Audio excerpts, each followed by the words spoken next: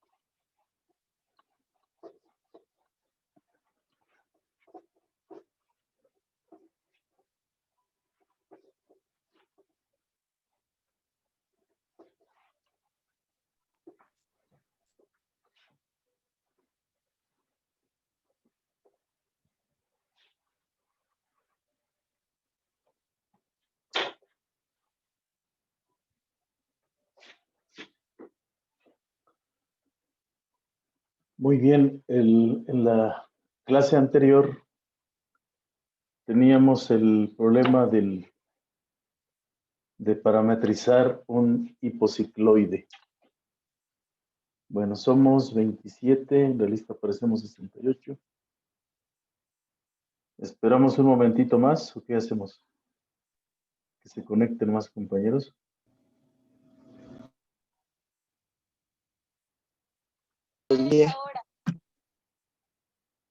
Perdón. Hola, escuché una voz. Bueno, quedó pendiente el problema este del hipocicloide. Y bueno, de lo que se trata es de este ejemplo de hipocicloide.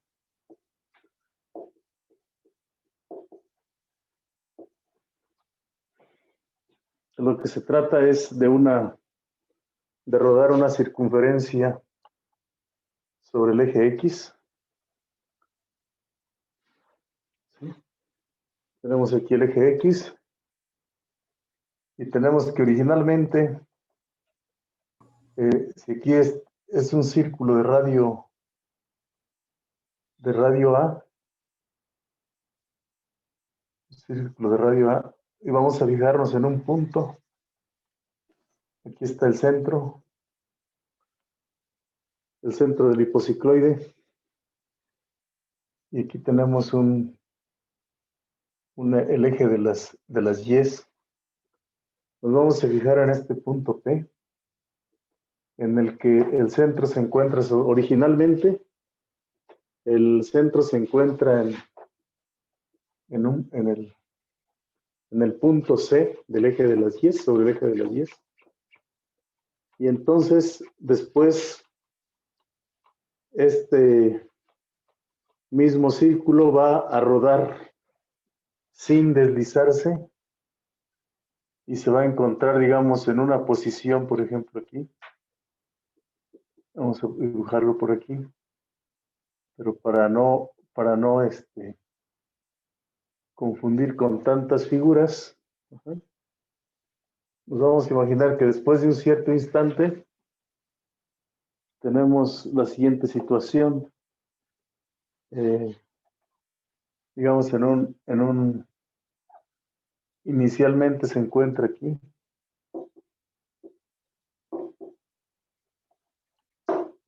Tenemos una situación como esta y después vamos a imaginarnos otro instante en el que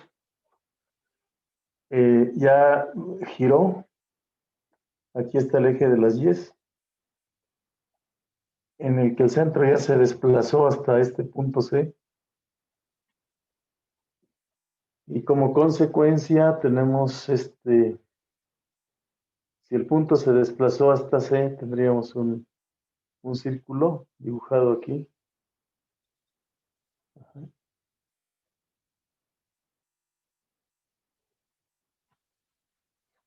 Este punto P, al rodar al deslizarse sobre el eje de las X, vamos a suponer que el movimiento viene así, viene rodando en esta forma.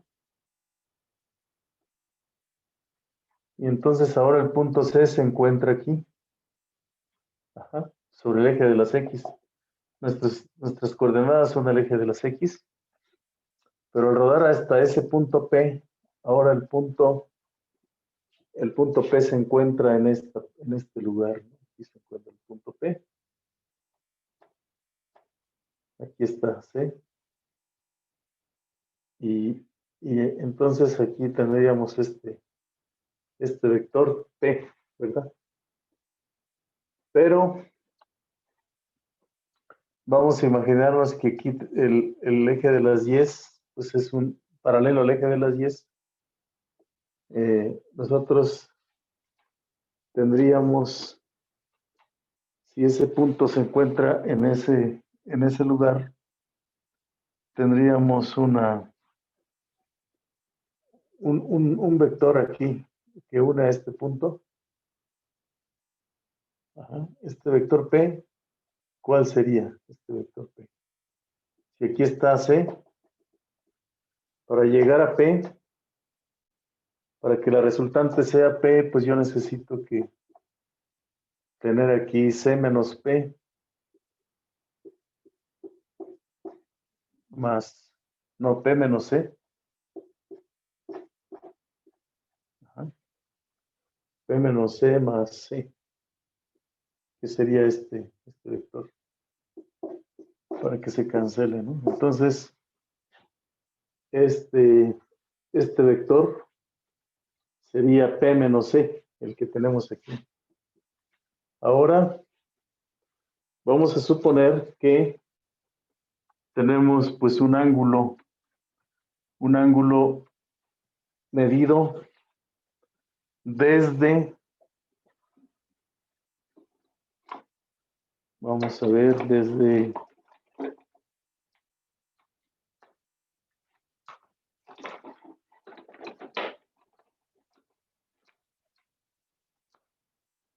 vamos a suponer un ángulo medido desde el eje vertical desde este vector P menos C, ¿sí? Desde el vector P menos C hacia el eje vertical esta es la parte negativa aquí.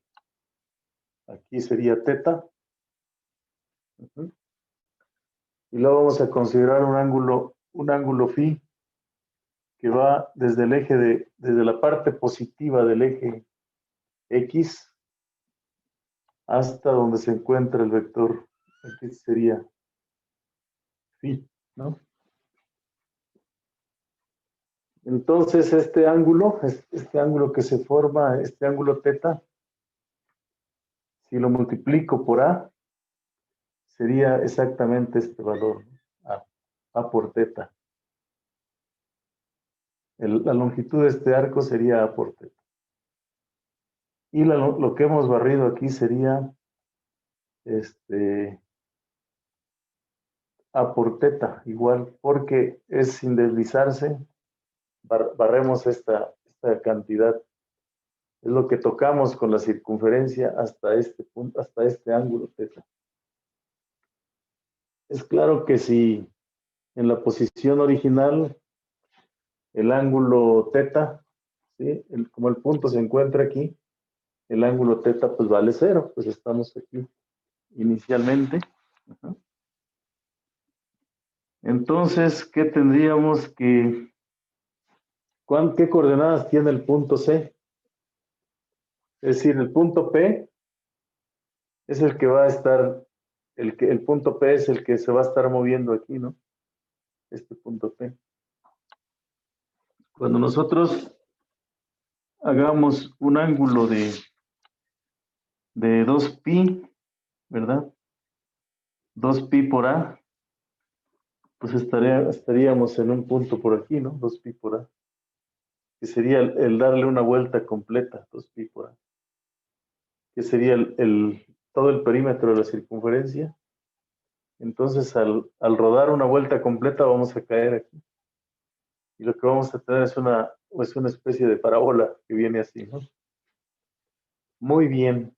¿Cuánto vale las coordenadas de la C? ¿Qué coordenadas tiene C? ¿Qué coordenadas tiene la C? Con respecto al eje XY, claro, ¿no? Pues en el eje X, esto vale a teta. ¿Está claro que vale a teta? En el eje X. Ese es a teta. Y en el eje de las Y vale a. Esto vale a. Esas son las coordenadas de ese punto, ¿no? Eso vale la A. ¿Qué más tendríamos? En cuanto a eso, ¿qué más tendríamos? ¿Cuánto vale? Ya sabemos cuánto vale la C. Ahora, ¿cuánto vale C menos P menos C? P menos la C. ¿Cuánto vale? ¿Qué coordenadas tiene P menos C? Bueno, aquí, con respecto a estas coordenadas, aquí tenemos un ángulo phi. ¿Qué sería este ángulo phi? Entonces, con respecto a ese ángulo phi, como tenemos que este círculo vale A, que es lo que tendríamos aquí, que P menos C sería a veces el coseno, o sea, las coordenadas, esta altura, ¿no? Esta parte. Ajá. P menos C sería A por el coseno de phi, la X. Y la Y sería A por el seno de phi. Porque estamos considerando este ángulo phi. Hasta ahí estamos bien. Por lo tanto, o sea, si nos observamos en este círculo, por lo tanto, P, el punto P, que tiene coordenadas, pues vamos a llamarle X de teta, Y de teta.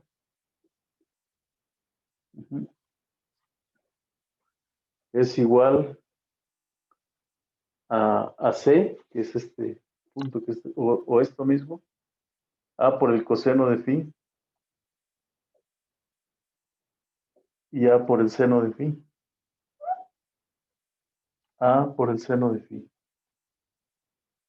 Más la C, que es A teta, más A.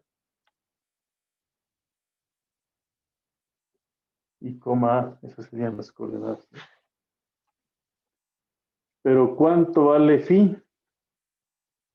Observemos que el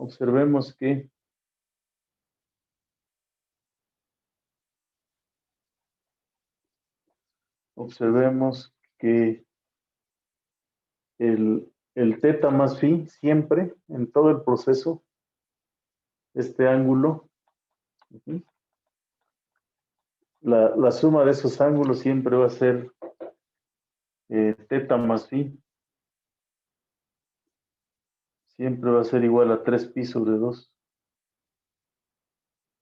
Siempre vamos a tener 3pi sobre 2. Y por lo tanto de aquí podemos despejar el phi. El phi viene a ser 3pi sobre 2 menos teta. Ajá, 3pi sobre 2 menos teta.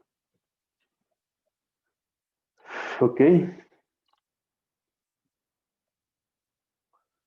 Bueno, pues, ¿cuánto vale el coseno de una diferencia, coseno de phi? Pues el coseno de phi, si se alcanza a ver aquí.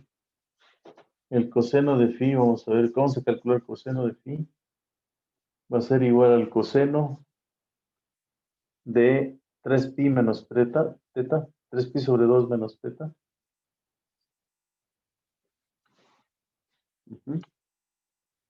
3pi sobre 2 menos teta.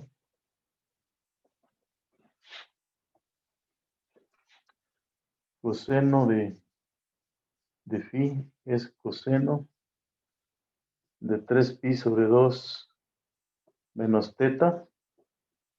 Y esto por la fórmula de adición de ángulos, pues es el coseno de 3pi sobre 2 por el coseno de teta. Menos, más el seno de pi sobre, más el seno de 3pi sobre 2 por el seno de teta, ¿verdad?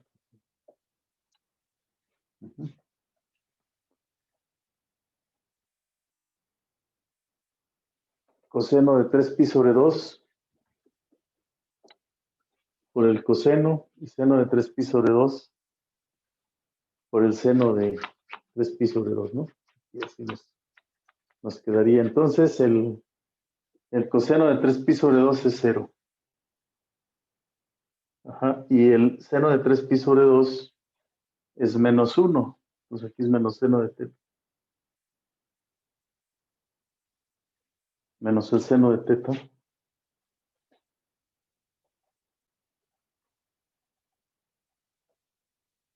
Menos el seno de teta. ¿Ok?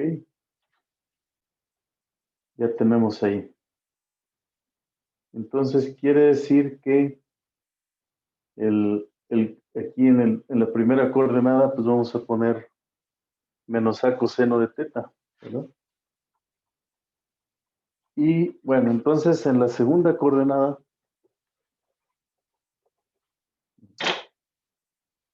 en el seno de phi, en la siguiente coordenada, vamos a escribir por acá. Vamos a ver en esta otra parte. Ajá. En la siguiente coordenada vamos a tener el seno de phi. Ajá. Va a ser igual a... usamos estas identidades que escribí aquí. Parte del pizarrón. Si usamos estas identidades trigonométricas.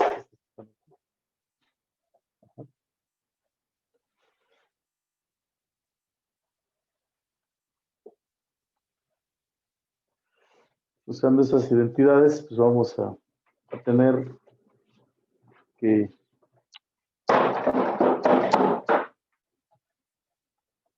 el seno de phi, pues va a ser el seno de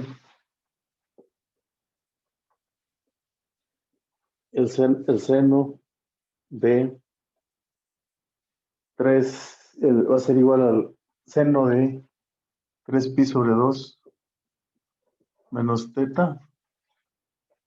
Y esto es igual al coseno de 3pi sobre 2 por el coseno de teta. Ajá, de acuerdo a esa identidad. Menos el coseno de 3pi sobre 2 por el seno de menos, no, sería menos aquí es el seno de 3pi sobre 2. 3pi sobre 2 porque es el coseno de teta, menos el coseno de 3pi sobre 2 por el seno de teta. ¿Ok? Entonces el coseno de 3pi sobre 2 es 0. Pero el seno de 3pi sobre 2 es menos, entonces aquí tenemos menos. ¿Menos qué? Menos coseno de teta. Perfecto, entonces quiere decir que las coordenadas del punto P depende de ese ángulo, ¿verdad? Teta. Lo podemos ver en función de ese ángulo que se forma del punto P, el punto P menos C con respecto al ángulo, con la parte negativa del eje de las Y con respecto al centro. Ahora lo mostraremos. Entonces, ¿qué tenemos aquí? Menos A. Aquí tendríamos menos A, pues el coseno de phi nos dio menos seno, ¿no? Menos A seno de teta. Seno de teta. Ajá. En la primera coordenada, menos A seno de teta. Y luego en la otra coordenada, que sería también menos A coseno de teta. Coseno de teta. Más que teníamos aquí, más A teta, coma A. Coma A. Por lo tanto, si nosotros sumamos, pues aquí tenemos A teta menos A seno de teta, coma A menos A coseno de teta. ¿Sí? Podemos factorizar la A y esta nos da A teta menos el seno de teta y 1 menos el coseno de teta. Y podemos poner pues esta como una función sigma de teta, que nos dice que cómo se va moviendo el punto P de teta con respecto al ángulo que ahorita les voy a dibujar, menos el seno de teta, coma 1 menos coseno de teta, para teta en los reales, ¿no? Se puede definir para teta en los reales. Entonces, ¿cuál es en esencia la dinámica de este? O sea, ustedes tienen aquí se supone que es un círculo de radio A. Originalmente el punto P lo colocamos abajo. Y cuando nosotros movemos el centro hasta una posición como esta, dibujamos este círculo. Ajá. Entonces, este punto, al desplazarse, si por ejemplo queda por aquí, quiere decir que esta longitud es la misma que esta longitud. Y tenemos aquí este punto P, este vector P. Y aquí está el centro. A este vector es al que le llamamos P menos C. P menos C es este vector que está aquí. Ajá. Y el ángulo que se forma es este, ¿no? Teta. Ese es nuestro parámetro, ¿no? Ajá.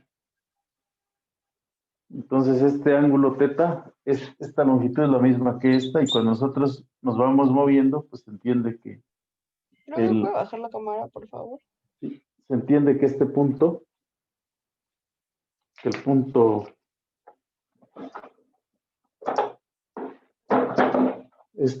P, al irse moviendo, pues va dejando una trayectoria que es esta, hasta este ángulo, ¿no?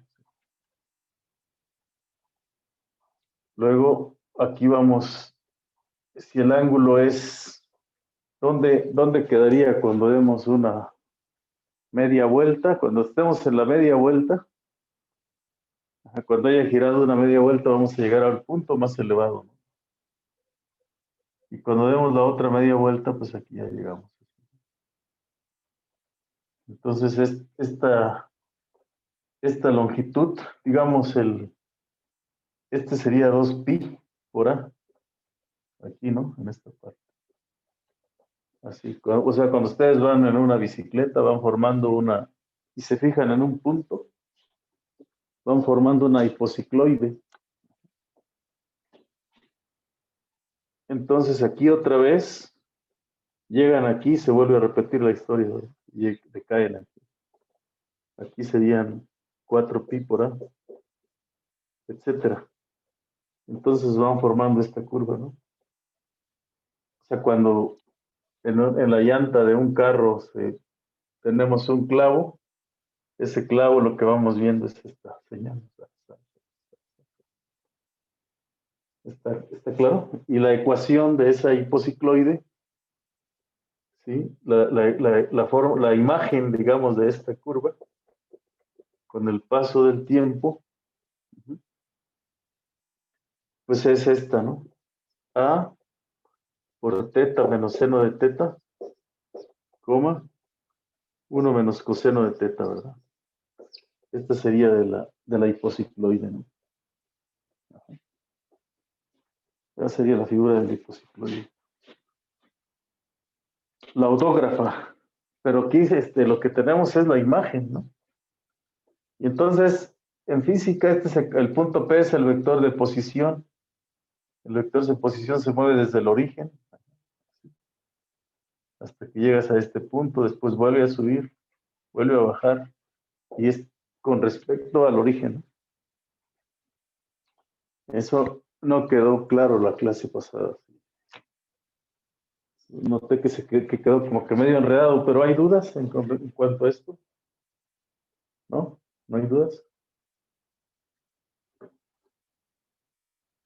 ¿Sí? Bueno. Profesor, a mí nada más me quedó una pequeña duda en cómo sacó las coordenadas del punto P y Claro. de P menos C. ¿Sí me puede explicar, por favor? Claro que sí. Entonces, aquí vamos a regresarnos al círculo.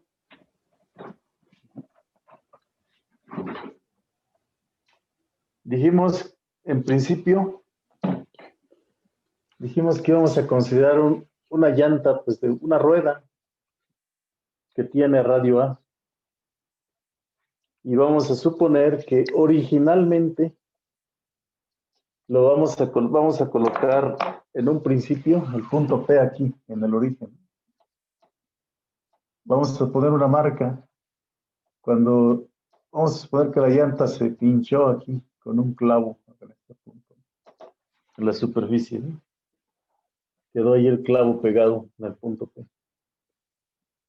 Y el centro coincide con el eje de las Y. ¿Sí? Entonces, ¿qué va a pasar con este punto P al rodar? ¿Qué va a pasar al rodar? Al rodar en esta dirección. Este punto P se va a levantar, pero no hacia atrás, sino que va a avanzar hacia adelante.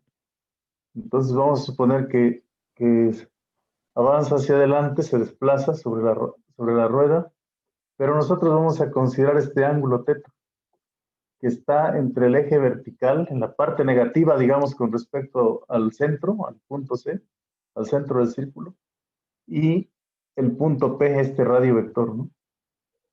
¿Sale? Este es el centro y este es el punto P. Ajá. Sí. Entonces, a partir de C y de P, yo puedo considerar un vector, ¿no? Como que desde el centro hasta donde está el punto P, yo voy a tener un vector. Y la pregunta es, ¿quién es ese vector? Dices, caray, ¿quién es ese vector? P menos C. Si comienza en C y termina en este punto, por la suma de vectores, si este es un vector, el centro lo mido desde el origen hasta C, este es un vector, ¿verdad? Sí. Y si del origen mido hasta el punto P, este es otro vector. Entonces, ¿quién es esta diferencia? Entonces hago esta operación que aparece aquí, ¿la ve usted? Sí. P, como yo quiero llegar a P, por la suma por la regla del paralelogramo, ¿qué digo? Pues para llegar a P yo necesito que C, este vector aquí, C, sí. agregarle esta diferencia. ¿Para qué? Para que se cancele la C con menos C. Y me quede finalmente P. ¿Hasta ahí está claro? Sí. Bueno. A veces se dificulta, la suma no se dificulta en entenderla, pero la diferencia es hacia dónde va la flecha, ¿no? ¿Hacia dónde va la flecha? Pues el punto inicial es la C y el punto final es la P. Ok. Entonces, P, ¿está claro cómo sería P? Sería la suma de esa diferencia más la C. Sí. Tal vez yo la debería haber escrito al contrario, ¿no? C más P menos C. Así, ¿no? Tal vez así la pude haber escrito mejor, ¿verdad? Ujú. Entonces dices, a ver, ¿cómo está aquí la movida?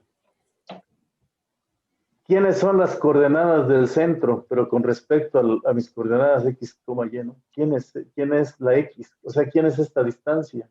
Ujú. Pues esta distancia sería, como yo ya me deslicé, todo, como no hay corrimiento, ¿verdad? El movimiento no se desliza la llanta, entonces, y me moví un ángulo teta, entonces lo que yo me desplacé es esta longitud de arco, ¿no?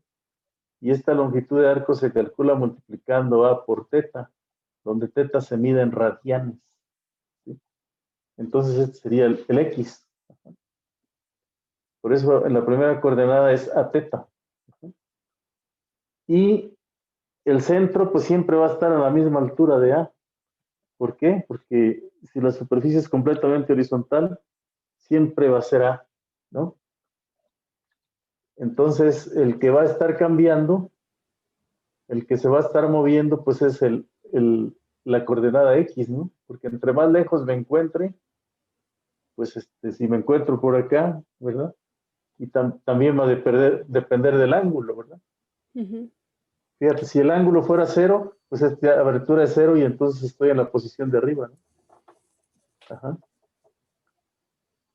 O si me muevo hacia atrás, pues entonces este ángulo lo mediría, este vector va girando así, ¿no?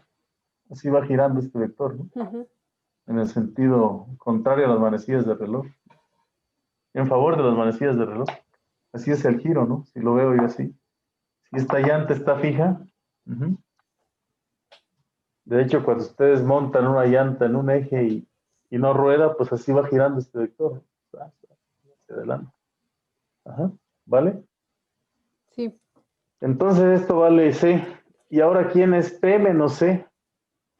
Ah, pues entonces considero el ángulo complementario, ¿no? Porque voy a medir desde la parte positiva de esta coordenada, de este eje X, Y, desde el punto C aquí. Es un círculo, ¿no? Es la parametrización del círculo. Ujú.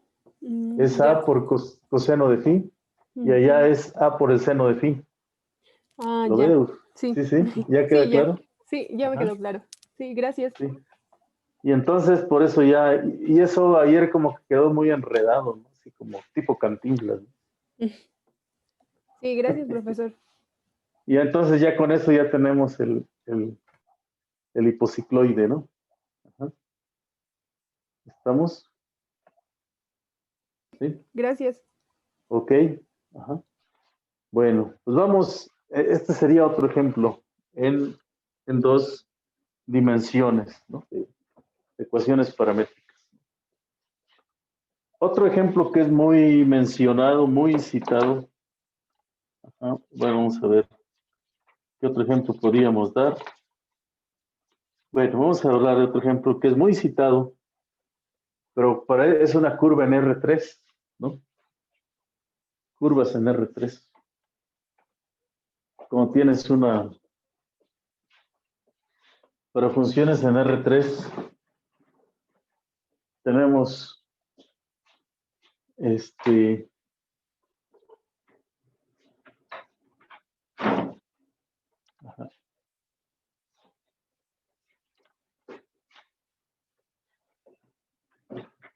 curvas en R3, tenemos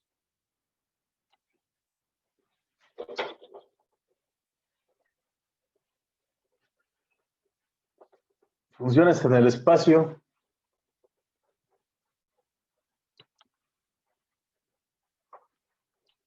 En el espacio, pues tenemos, bueno, hay mucho que ver en esta parte, pero no nos podemos detener demasiado.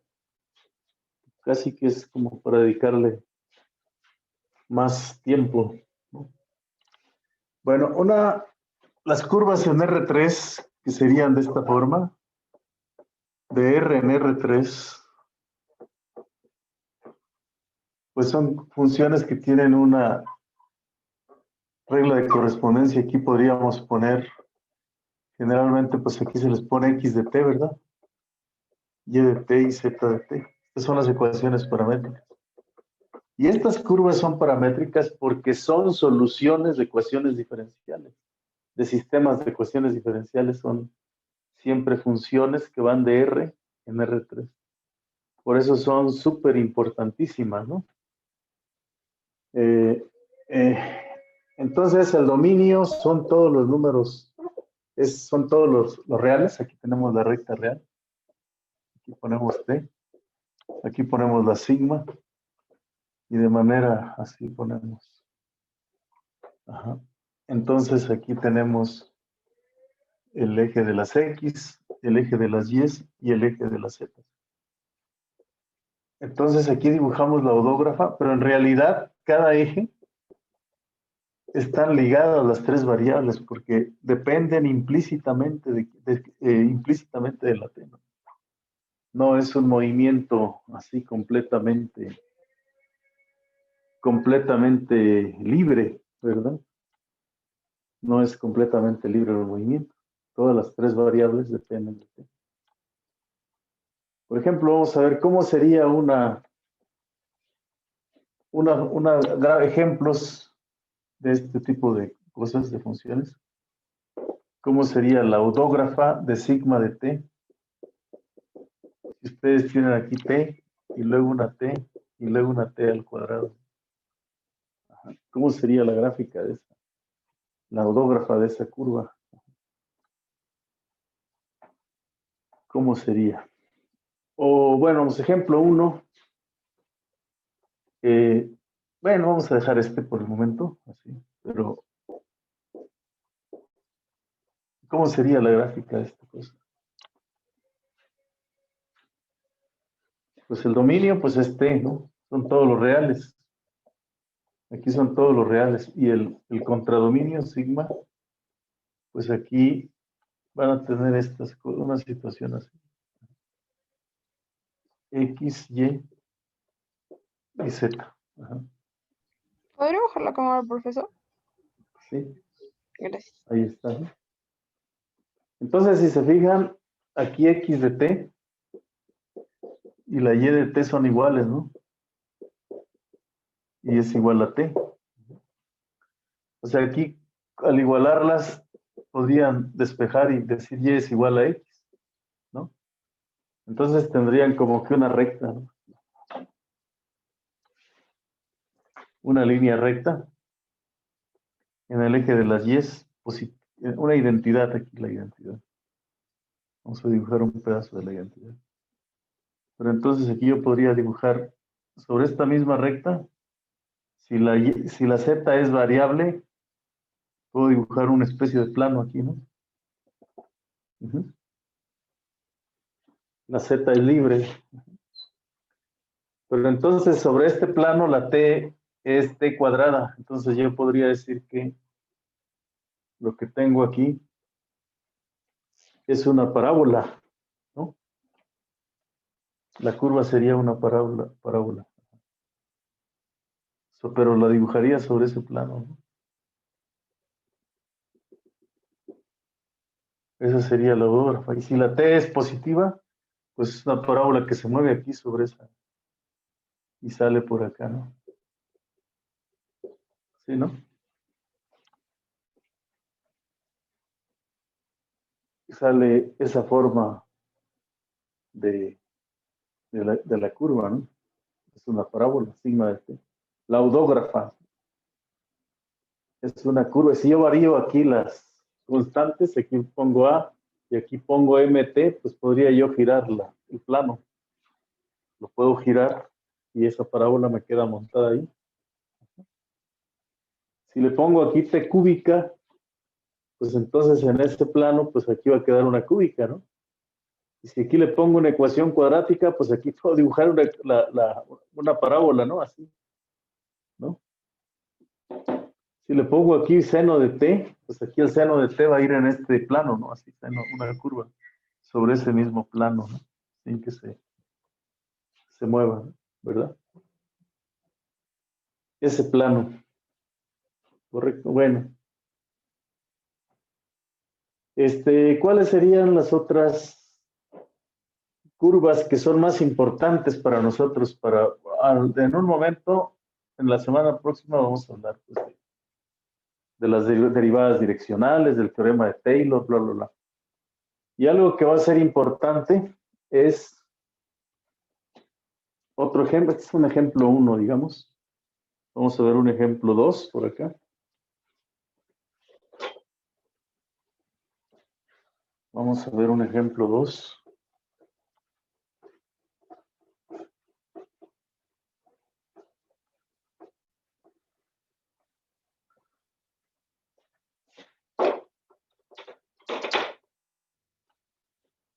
Vamos a ver aquí el ejemplo 2.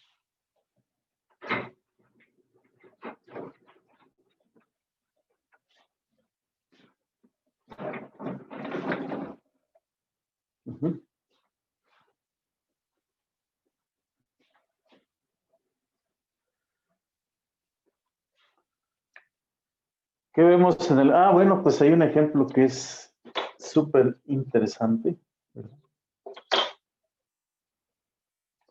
que tiene que ver con un círculo, primero. Vamos a, si ustedes se acuerdan, vamos a ver un ejemplo sigma de t, en el que tienen aquí vamos a poner un círculo, pues que sea el coseno de t. Vamos a poner a coseno de t y a seno de t. Y luego aquí pues vamos a ponerle un medio de t, vamos a poner aquí que se nos va a formar en la base, pues se nos va a formar vamos a ponerle t aquí, así simplemente. ¿Esto qué sería? T. Si le pongo ahí una t, que nos representaría en esa parte. Vamos a poner un medio de t.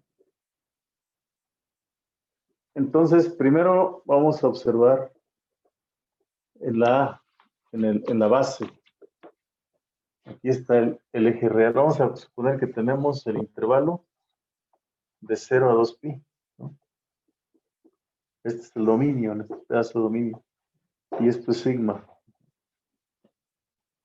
Entonces, vamos a pensar que tenemos que una situación como esta.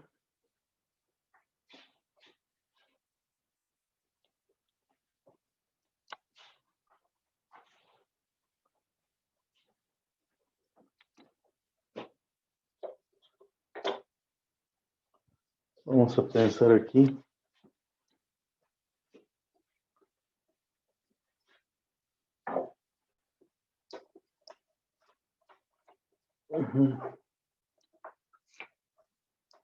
Vamos a pensar que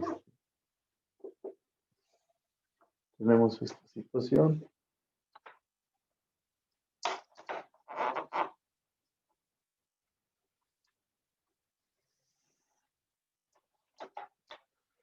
Tenemos esto aquí. Así.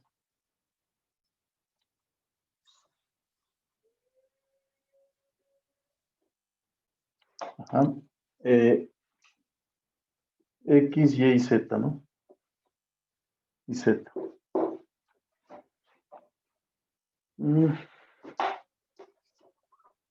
Vamos quizá más abajo.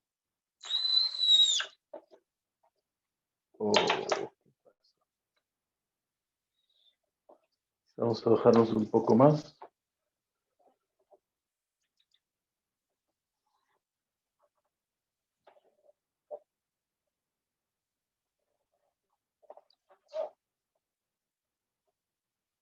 Tenemos una situación así.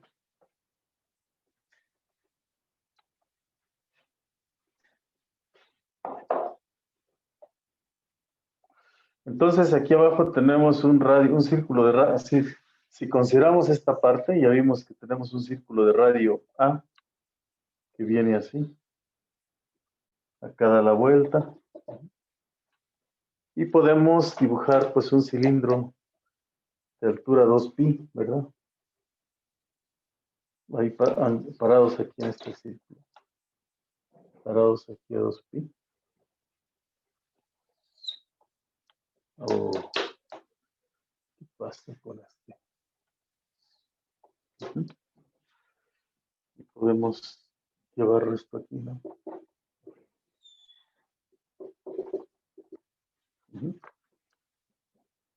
Fíjense, entonces, si la t vale 0, ¿dónde estamos? Si la t vale 0, aquí vamos a tener esta parte hacia allá, esto hacia acá. ¿Sí? Si la t vale 0, pues estamos en este punto, en A. Aquí. ¿Podría bajar un poco la cámara, profe? Sí. Aquí estamos, ¿no? Si la t vale A, si la t vale 0, pues estamos aquí en este punto. Y si la t vale pi sobre 2, estaríamos, aquí está el eje de las X, aquí está el eje de las Y. Estaríamos aquí en este punto. Pero si la t vale y la altura total de este es hasta 2pi. Digamos aquí es 2pi la altura, ¿no?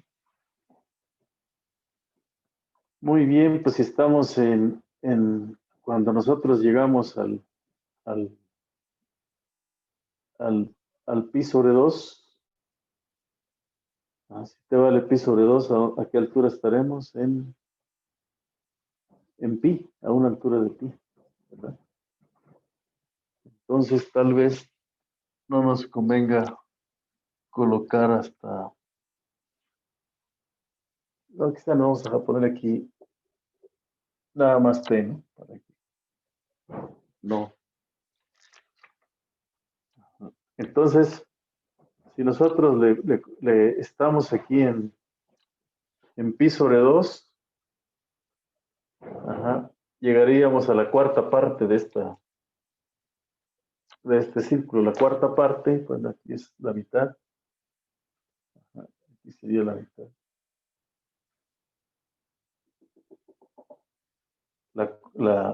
Aquí sería pi, altura pi, y aquí sería la mitad de pi. Entonces estaríamos en este punto, en la mitad de pi. Y nosotros veríamos cómo se describe la línea sobre el cilindro. Sobre el cilindro, tendríamos este punto. Y luego, en esto, y entonces, cuando estamos en pi sobre 2, cuando estamos en 3pi sobre 2,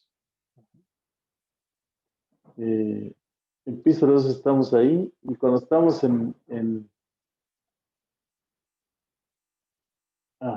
aquí sería la mitad, aquí es pi sobre 2. Cuando ya estamos en pi, entonces estamos en este punto, ¿no? Aquí. Y le daríamos una vuelta, pero sobre el cilindro y no lo veríamos, estaríamos ahí. En 3pi sobre 2 llegaríamos a este punto, el que aparece aquí. Aquí tendríamos que poner otro círculo. Habríamos dado la vuelta por atrás, no se vería casi, para llegar aquí, en este punto. Y finalmente, cuando ya llegamos a la vuelta completa, pues ya estamos aquí, entonces aquí se vería una vuelta así, ¿no? Sobre el cilindro, porque tendríamos que terminar aquí, ¿no? Entonces damos una vuelta así. Y aquí pues no se notaría porque estamos sobre el cilindro y la imagen que tenemos aquí, pues se vería que que empezamos aquí, ¿no? Se le damos la vuelta y llegamos a este punto. Le dimos toda la, sobre la proyección, digamos, se va viendo aquí, ¿no? Hasta que ya dimos una vuelta y llegamos aquí. Entonces, lo que quiero decir es que esta es una curva que se va enrollando. ¿En dónde se va enrollando? Se va enrollando en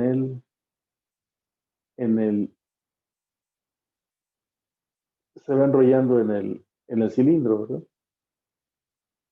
Si nosotros aquí le ponemos un medio, pues entonces,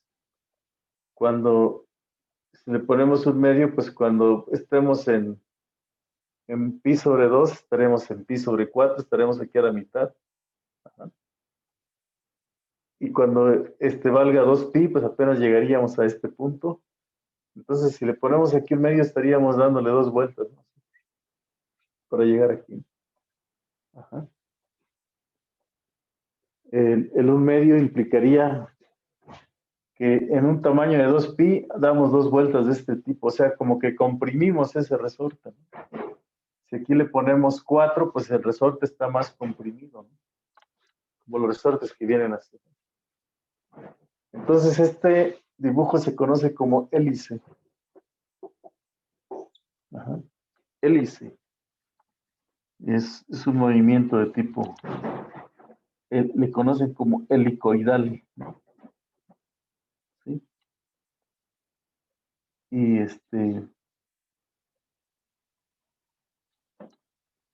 entonces, este es un periodo de 2pi para llegar al punto inicial, ¿no? Ajá. Algunos filósofos dicen que los procesos sociales obedecen a una trayectoria como algo elíptico, ¿no? Que los ciclos se van repitiendo en periodos, por ejemplo, de 100 años. En 100 años, pues, viene un cambio y otros 100 años viene otro cambio. Pero evolucionamos en el tiempo, pero en estados diferentes, ¿no? Algunos filósofos escriben eso. Como que la historia es helicoidal, dicen, ¿no? A veces. Ok. Bueno, podríamos dar muchos ejemplos, pero aquí hay una cuestión importante que hay que platicar. Y creo que el ejemplo más importante no lo hemos mencionado todavía. Bueno, vamos a mencionar el último ejemplo y vamos a hablar de los límites, de la continuidad, así rápido, de la derivabilidad y de la integral de una curva. ¿Les parece? Sí, vamos a ver eso.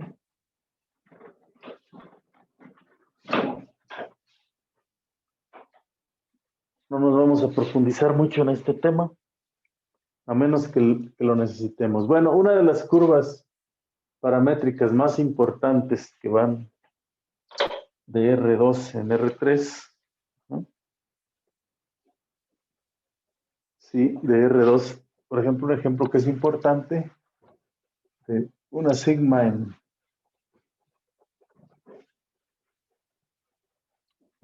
R3, en R2, pues es cuando ustedes se colocan en algún punto P sub 0. Ajá, y aquí tienen X, Y, 0,0, y aquí y se colocan en un punto cualquiera, en un punto P sub 0, y damos una dirección U, la que sea, un vector U1, U2. Entonces nos importa esta recta, ¿no? Sigma de T sería la recta que está situada en este punto, y T veces U en la dirección de U.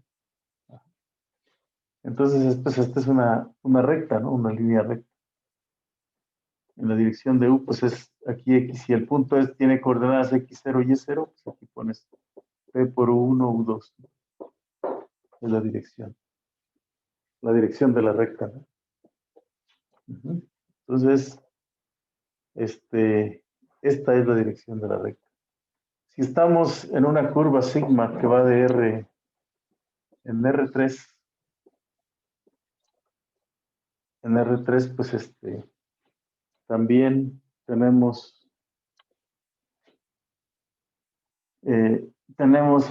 sigma, ¿ok? Igual a qué? A un punto P sub 0, fijamos un punto P sub 0 en el espacio.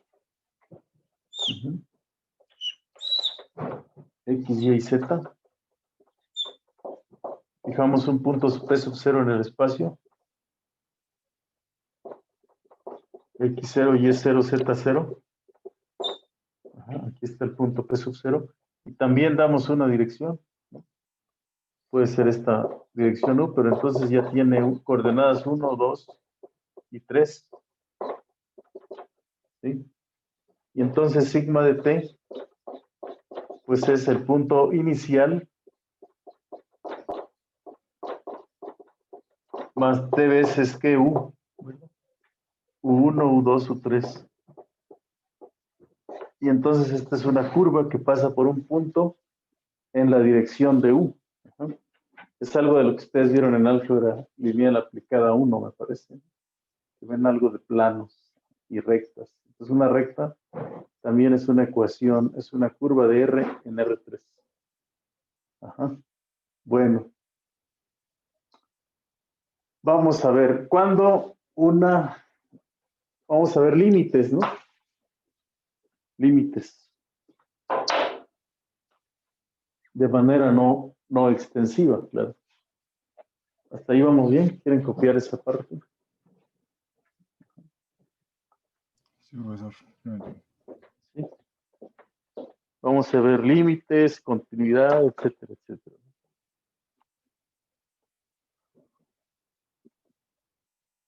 Para ya de regresar directamente las derivadas direccionales, las derivadas parciales.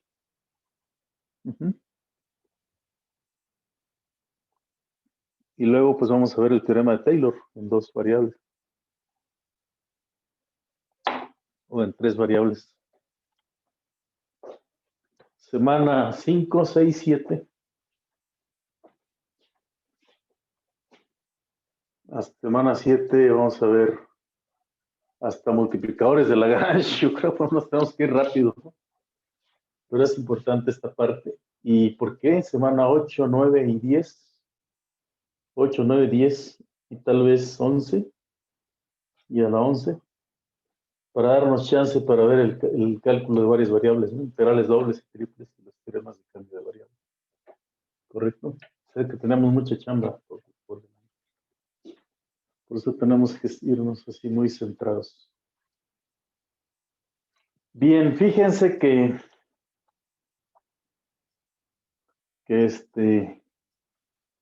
¿cómo se define el límite de una función para este tipo de R en R2? Por ejemplo, el límite de una función de R en R2. Ajá. Entonces, el límite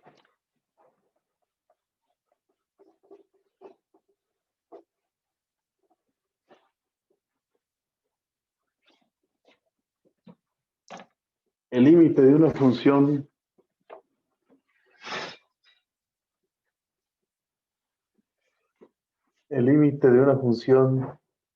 límites. Bueno, vamos a decir, si tomamos una función sigma que va de R en R3 en R2, por ejemplo. Ajá. Y vamos a tomar el dominio de F. Vamos a suponer que esta tiene un dominio y tiene un dominio sigma contenido en R. Ajá. Entonces vamos a decir que el límite, cuando la T tiende hacia A, de sigma de T, aquí sigma de T, es L, y L pues sería un vector, ¿no? Sí, 1. A es punto de acumulación, ¿verdad? Acumulación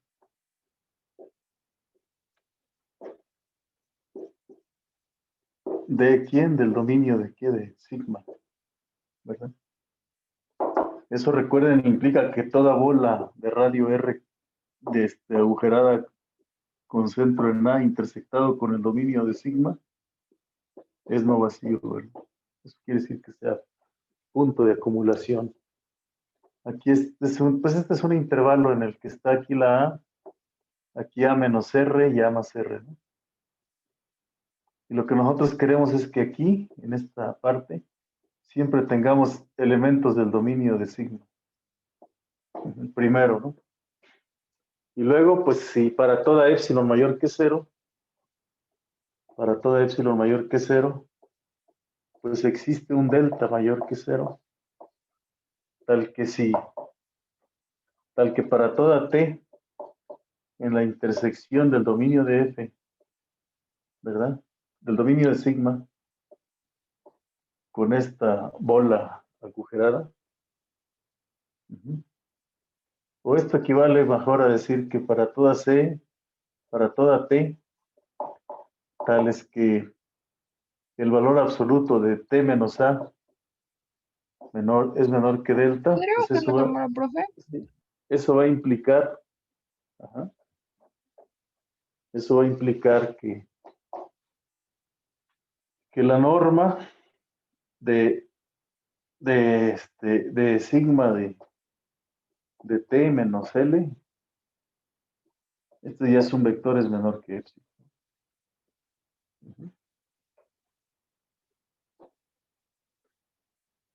El límite es único, o algo de lo primero que se prueba, pues que el límite es único. El límite es único. Significa que si yo tengo que t tiende hacia A, de sigma de t es L1, y también el límite cuando t tiende hacia A, el límite cuando t tiende hacia A de sigma de t es L2, es otro vector L2, entonces pues L1 es igual a L2. Esto también se puede probar como uno de los primeros teoremas, ¿no? Que los límites son únicos. Aquí sí también podemos hablar de límites unilaterales, porque solamente tenemos dos maneras de acercarnos a la A. No es tan complicado como las varias variables, que tienes una infinidad de maneras de acercarte. Pero algo que es importante aquí,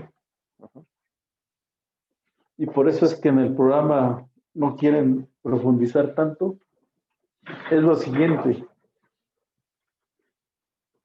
Bueno, ¿copiaron esta parte o no? Yo ya me moví. El límite es único. ¿Podría bajar tantito la cámara, profesor? Sí, sí, claro. El límite es único.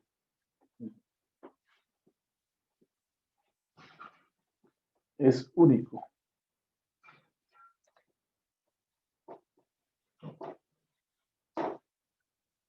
Es decir, que tenemos esa situación así, ¿no? Eso quiere decir que el límite sea único.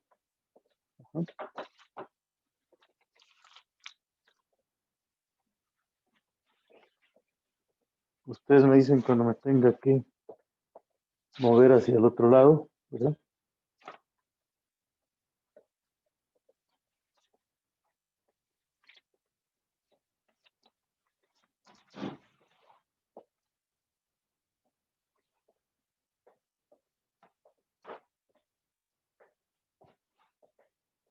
Lo copié, profesor, no sé mis compañeros. Ya, bueno, vamos a movernos. Bueno, entonces algo que es así, una observación que es muy importante, es la siguiente, que dice que si yo tengo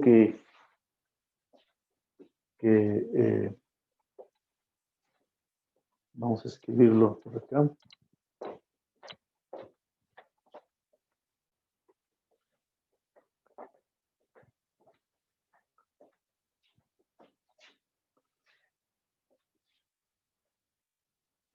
Vamos a ver.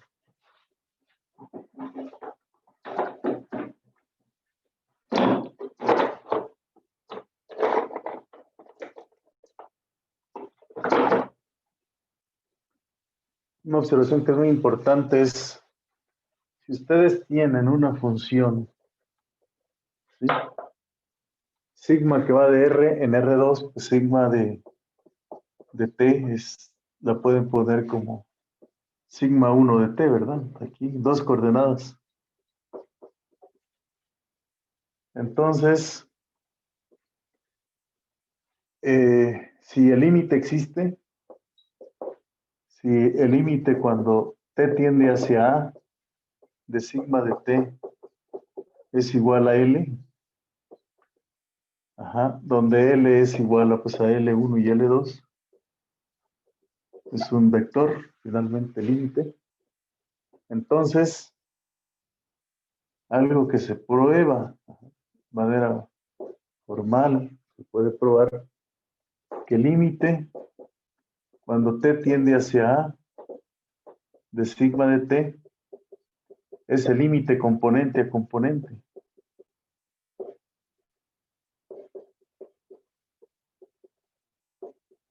Cuando T tiende hacia qué, cuando T tiende hacia A de sigma 2 de T. O sea, el límite es componente a componente. ¿Sí? Entonces eso significa que para que este límite exista, deben existir los límites componente a componente. Si al menos uno de las componentes falla, pues entonces ya el límite no existe.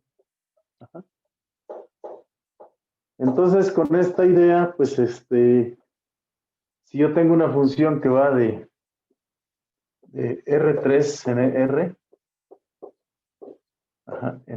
de R en R3, o si son más variables, pero por lo pronto en R3, para no engolosinarnos, pues nos diría que el límite, si existe límite, cuando T tiende hacia A, de sigma de T,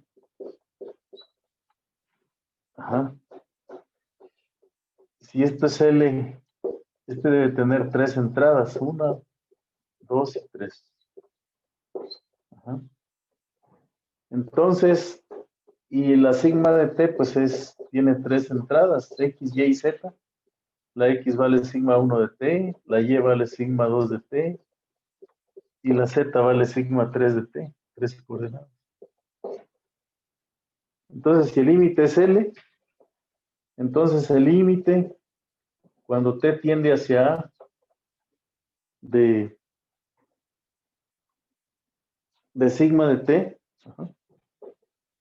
de sigma de T, pues es el límite de componente a componente, ¿no? Sigma 1 de T, el límite de cuando T tiende hacia A de sigma 2 de T, y el límite cuando T tiende hacia A de sigma 2, de sigma 3 de T. ¿Vale? Entonces el límite es el límite componente a componente. ¿Correcto? El límite es el límite componente a componente. Muy bien, entonces vamos hacia este lado. Ah, no, ¿ya copiaron esa parte o no? Sí. Entonces, ¿no? Bueno, estoy muy acelerado. Copien esa parte. Me queda claro que el límite es componente a componente. Por lo tanto, como nosotros ya sabemos calcular los límites componente a componente, o sea, es como calcular lo mismo ¿Puedo para bajar? varias. para varias funciones, ¿no? Gracias. O sea, cuando queremos calcular el límite de una función vectorial, pues tenemos tres funciones y a las tres lo hacemos la manera de, el cálculo de los límites es de manera usual, como se hace en el curso de cálculo diferencial, porque es, para cada entrada tenemos una función escalar, ¿está claro? Uh-huh.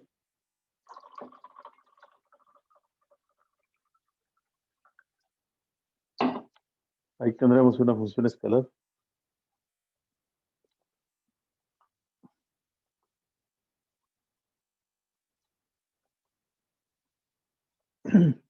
Listo, profe. No sé si mis compañeros todavía faltan. ¿No? Compañeros, ¿cómo están? Ya me Ya, puedo, Ya, listo. ya me puedo mostrar. Entonces, fíjense que nosotros podemos definir operaciones entre funciones, que es otro de los aspectos que es importante. ¿De qué es importante? Vamos a ver. Vamos a tener dos funciones. Si tenemos que, dos curvas, sigma 1 y sigma, no vamos a poner sigma, o qué curvas, ¿cómo les gusta poner curvas? ¿Como alfa y beta? Si alfa y beta son dos funciones que van de R en R3, vamos a poner, ¿no? En R3. Y si es válido en R3, pues es válido en donde es válido también en R2, ¿no? Si tomamos aquí esta función, tenemos que esta tiene un dominio, el dominio de alfa, así, tiene un dominio alfa, contenido en R. La beta, pues también tiene un dominio de beta, contenido en R, en R3. Y vamos a poner una función en R3, ¿no? Así. ¿Qué podríamos poner aquí? Pues alfa, pues una función alfa que no le pongo gorro, porque, bueno, una función gamma que tiene un dominio gamma, pero este es de R en R. Tengo tres funciones. Entonces puedo definir operaciones entre funciones, ¿correcto? ¿Qué operaciones puedo definir? Pues la suma, ¿no? La suma de alfa más beta de t, o la resta también, que sería, ¿qué cosa? Sería alfa, sería la suma de dos vectores, ¿no? Más beta de t. Y también la resta de vectores para toda t en el dominio de alfa, intersección con el dominio de quién? De beta, ¿no? Alfa beta. Puedo definir una suma. Puedo definir un producto escalar, ¿sí o no? ¿Cómo se suman entrada por entrada, no? Es decir, beta pues tiene tres componentes. Beta de t sería beta 1 de t, beta 2 de t y beta 3 de t. Y lo mismo gamma, ¿no? Gamma beta, alfa de t, pues sería también alfa 1 de t, alfa 2 de t y alfa 3 de t. Entonces aquí la suma sería como suma de vectores componente a componente. Puedo definir el producto por un escalar 2. Suma producto por un escalar, ¿cómo? Pues gamma por alfa de t, como la función gamma de t multiplicada por alfa de t. Para toda t en el dominio de alfa, de gamma, intersección con el dominio de alfa. Producto por un escalar. 3, puedo definir el producto por el producto escalar de las dos, ¿sale? ¿Cómo se define el producto escalar de los dos? Pues alfa por beta. Ajá, en el T. Así lo puedo definir. Pues como alfa de T punto beta de T. Así. Y esto se equivale a poner alfa 1 de T por beta 1 de T más alfa 2 de T por beta 2 de T más alfa beta más alfa 3 de T por beta 3 de T, ¿no? Sí. Para toda T en el intervalo de quién, de el dominio de alfa con el dominio de G, ¿no? De gamma, alfa beta. ¿Pueden bajar la cámara, por favor? Claro, así podemos definir esta cosa. Así, entrada por entrada, ¿no? Y también puedo definir, 4, el producto vectorial, ¿no? Es algo así, alfa, beta, 4. Alfa cruz, beta, ¿no?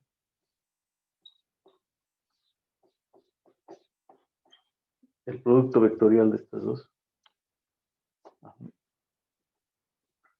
¿Cómo se define el producto vectorial?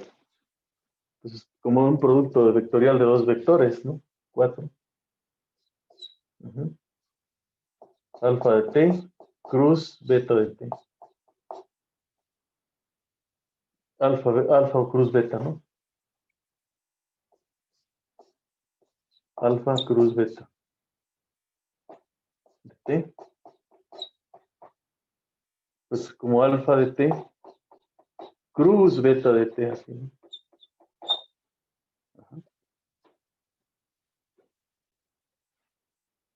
Entonces, acuérdense ustedes que esto se define como, bueno, aquí vamos a poner, para toda T en el intervalo, en el dominio de quién, de alfa, intersector con el dominio de beta, ¿no?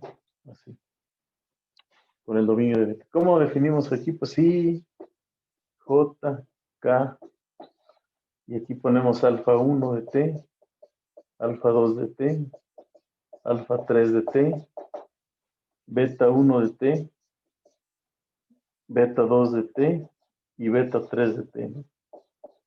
Así, como cuando se calcula el producto vectorial de dos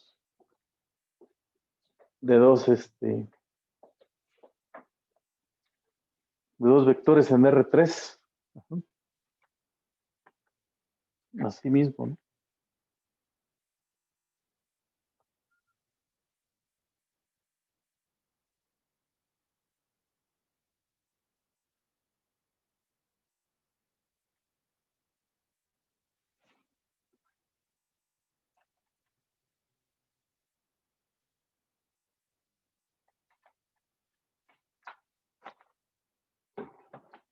¿Cómo ven?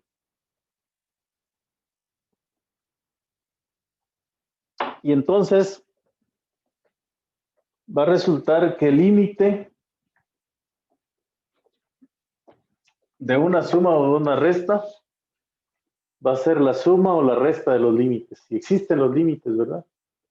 De cada una de esas funciones. Si existen esos límites, entonces todo esto que escribí aquí, ¿verdad?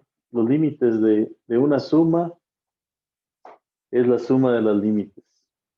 Vamos a escribir eso, ¿les parece? Vamos a escribir eso por acá. A ver, nada más copien esa parte.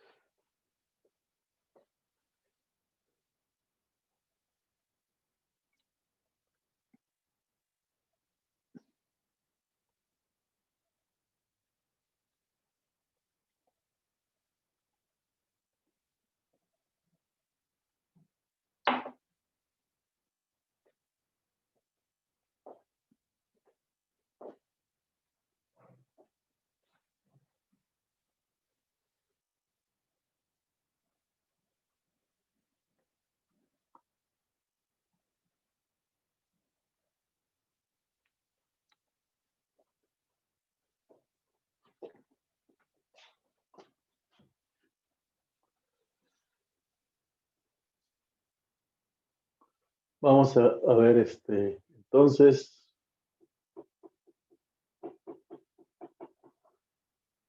Un teorema que nos dice aquí que si los límites existen,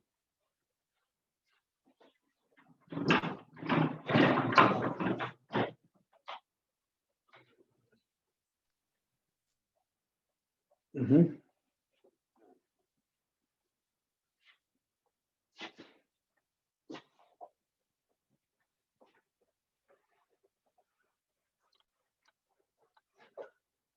gracias.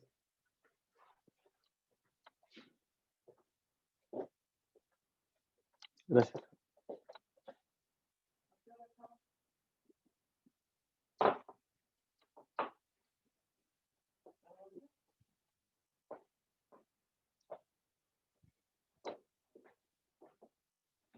Entonces, si el límite existe, podríamos poner como un teorema, ¿verdad? Mm.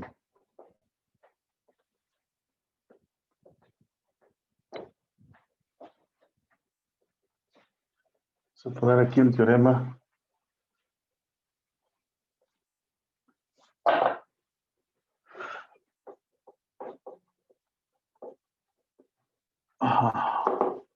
Si el límite, cuando t tiende hacia A, pues ¿qué decimos de alfa de t?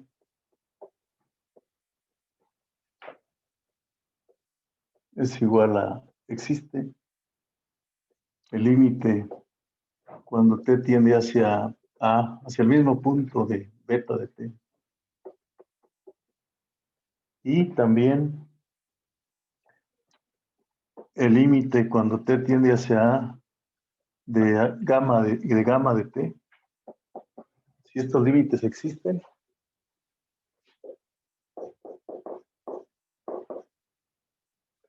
entonces pues el límite de la suma, ¿verdad? 1, el límite cuando t tiende hacia A de alfa más beta de t, más menos es igual al límite cuando t tiende hacia A de alfa de t, más menos el límite cuando t tiende hacia A de beta de t. Así. Si yo multiplico por un escalar, pues también, ¿no? 2. El límite, cuando t tiende hacia A, de un escalar gamma por alfa. Esta es una función escalar, ¿no? De t, pues este es el límite de la función escalar, gamma de t. No lleva gorrito, ¿eh? Porque es una función de R en R. Es por el límite, cuando t tiende hacia A, de alfa de t. Así. Y también 3, el límite del producto escalar.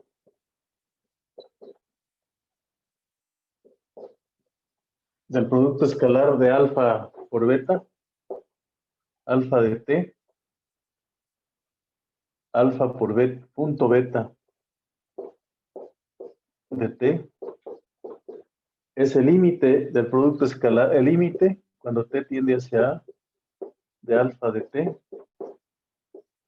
punto el límite cuando t tiende hacia A de beta de t, ¿verdad? Ajá. Y también el límite del producto vectorial. El límite cuando t tiende hacia A de alfa de t cruz beta de t, alfa cruz beta. ¿Podría bajar la cámara, por favor? También ese límite existe. Ese límite cuando t tiende hacia A de alfa de t cruz, el límite cuando t tiende hacia A de beta de t, ¿no? Así. Entonces, estos límites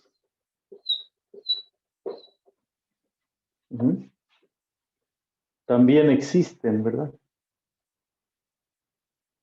Ese es un teorema importante. Y bueno, pues igual por los mismos argumentos de que podemos calcular límites para una sola variable y que no es lo mismo para varias variables, también podemos. Esto solamente mencionar este teorema, ¿no? Ok. Bueno. ¿Cuál es el siguiente paso? Pues definir la continuidad en un punto. ¿Cómo se define la continuidad en un punto? Ajá. La continuidad en un punto. Bueno, los dejo copiar esta parte. Uno muy acelerado, ¿no? A ver. Sí. Continuidad en un punto.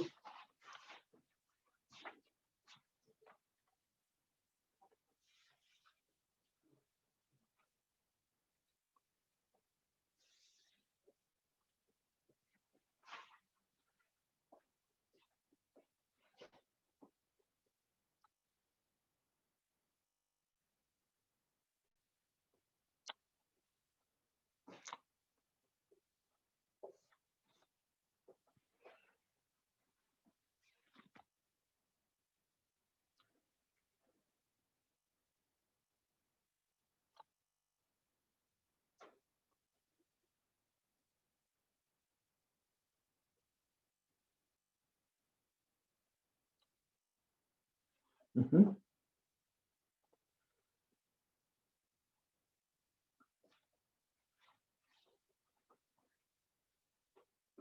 Bueno. La pregunta de este viernes, pues sería hacer la odógrafa de alguna curva en R2. ¿Sí? Eso sería hacer esencialmente una o dos curvas en R2. Esa sería la pregunta de la semana para mañana, ¿no? Mañana ya es jueves. Se las colocaré yo creo que por la medianoche de hoy, porque la empiezan a trabajar. ¿Sí? Y el lunes veremos pues cómo se define la continuidad en un punto, así rápidamente, y cómo se define, qué quiere decir que la función sea continua, pues si es continua en su dominio, quiere decir que sea continua en un subconjunto del dominio, pues que sea continua en cada punto de ese subconjunto del dominio. Vamos a definir la derivada, la tangente a una curva,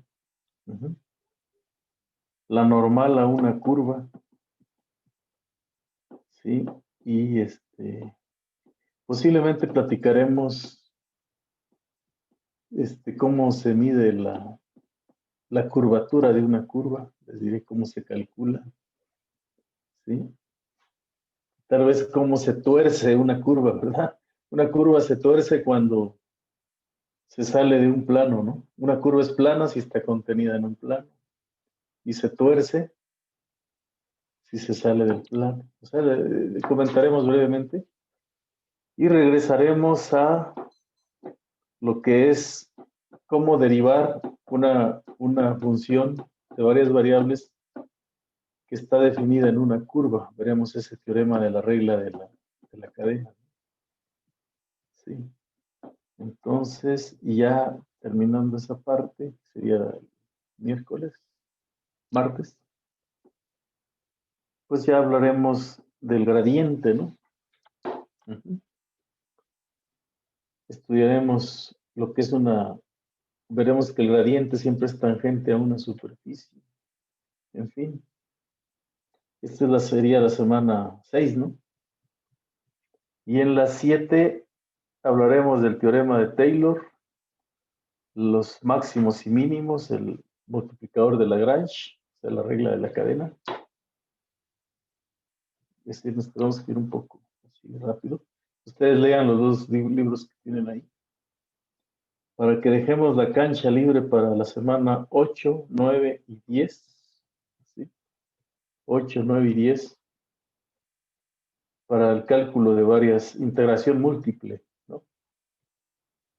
Y ya después que aprueben esto, yo les recomendaría que luego lleven varias variables 2, los que lo tengan en su programa o los que quieran usarlo como optativa, porque en ese curso, cuando dejan pasar mucho tiempo, se les olvidan los teoremas de cambio de variable y entonces, pues ahí esencialmente se estudian 3 teoremas, el de Green, Gauss, Stokes. Y cuando hacen esas integrales, ya se les olvidó lo de varias variables. ¿No? Bueno, pues pásenla bien, cuídense mucho, cuídense ustedes, porque la pandemia está en todo lo que da. ¿Ok? Y ahí estamos en contacto. Gracias por hoy.